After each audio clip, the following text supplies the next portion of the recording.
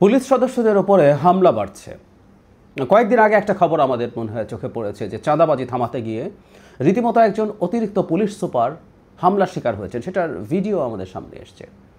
গতকালের একটা খবর দেখলাম, চট্টগ্রামেও একজন কনস্টেবল একটা ব্যাটারি রিক্সা আটক করে তিনি চালিয়ে নিয়ে যাওয়ার সময় তার উপরে চালকদের একটা দল মব তৈরি করেছেন এবং তারা তাকে হামলা করেছেন। হামলা করে সেই রিক্সা ছিনিয়ে নিয়ে গেছেন।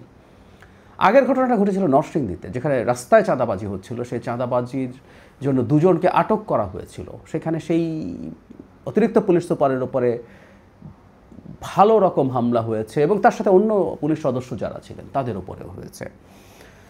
আমি এই ঘটনাগুলোকে খুবই গুরুত্ব দিয়ে দেখার জন্য আহ্বান জানিয়ে কী হবে আসলে জানি না, কারণ আমার এই সন্দেহ আছে এই সরকারের মধ্যে কেউ বসে আছে কিনা যারা আসলে দিনের শেষে এই দেশের আইনশৃঙ্খলা পরিস্থিতি ভালো না এটা পোট্রে করতে চান।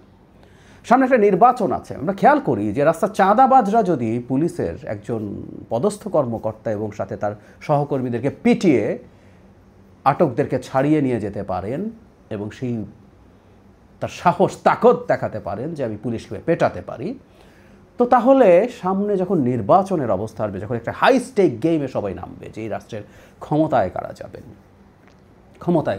সে তখন কি দাঁড়াবে পরিস্থিতি। এবং ওই ঘটনা যদি ঘটানো যায় এগুলো একটা নজির হয়ে ওঠে। যেহেতু সেখানে হয়েছে সেই তুলনায় এখানে একজন দুর্বল কনস্টেবল একা একটা অটো চালিয়ে নিয়ে যাচ্ছেন, তাকে পিটিয়ে তো সেটা নিয়ে নেওয়া যাবেই। এইগুলো এভাবে স্প্রেড করতে থাকবে।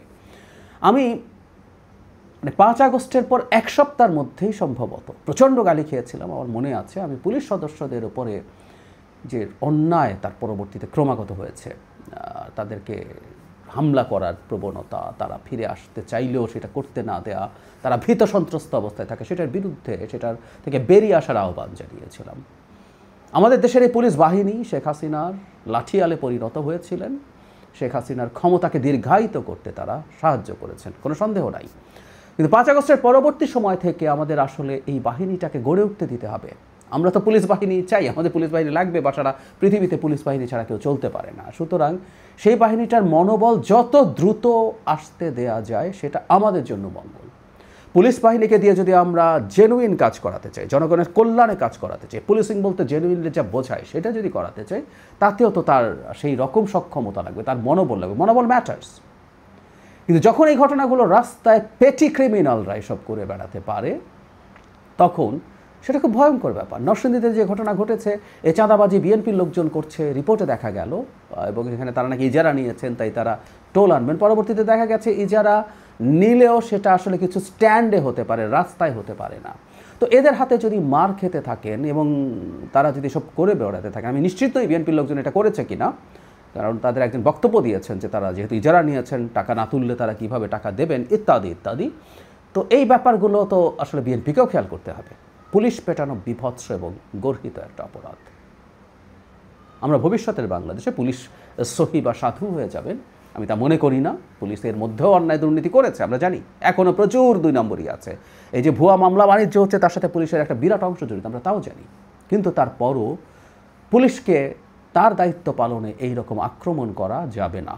এগুলো নিয়ে আমরা কি করব না করবো সেই আলাপ আছে। আমরা পুলিশ সংস্কার কমিশনের কথা বলছি এবং এগুলো গ্র্যাজুয়ালি ঠিক হবে, এটাও আমি মনে করি। এই পুলিশ বাহিনী তার যে স্খলন পচন হয়েছে, শুধু পুলিশের হয়েছে তা না। আমরা পুলিশকে অনেক বেশি কনফ্রন্ট করি বলে এই আলাপগুলো আমাদের আসে, আমাদের গায়ে লাগে বেশি। সবার পচন স্খলন হয়েছে, সেগুলো সারিয়ে উঠতে সময় লাগবে। কিন্তু আমি যে কথাটা বলছিলাম, এখন এই তাত্ত্বিক আলোচনার সময় না।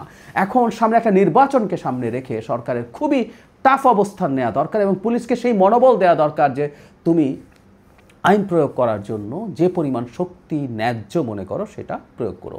ন্যায্য শক্তি, দ্যাটস ভেরি ইম্পর্ট্যান্ট। প্রপোর্শনেট বল প্রয়োগ করতে হবে। এই বাংলাদেশের পুলিশের বিরুদ্ধে এটা এখন শুধু না, চিরকাল একটা অভিযোগ ছিল, তারা ডিসপ্রপোর্শনেট বল প্রয়োগ করে। যেখানে বল প্রয়োগের কোনো প্রয়োজন নেই সেখানেও করে, যেখানে যতটুকু প্রয়োজন তার কয়েক গুণ বেশি করে। এগুলো না, কিন্তু পুলিশকে তার বল প্রয়োজনে সাহস এবং আত্মবিশ্বাস দেওয়ার জন্য এনকারেজ করতে হবে এবং সরকারের দিক থেকে সেই সিগন্যাল থাকতে হবে, নাহলে পুলিশিং হবে না। পুলিশ বল প্রয়োগকারী একটা সংস্থা, তার বল প্রয়োগ করতে হয়। কিন্তু আবারও বলছি, এই সতর্কতার মাধ্যমে আবার ওই আত্মবিশ্বাস তাকে, এই সাহস তাকে দিতে হবে, তোমাকে বল প্রয়োগ করতে হবে প্রয়োজনে।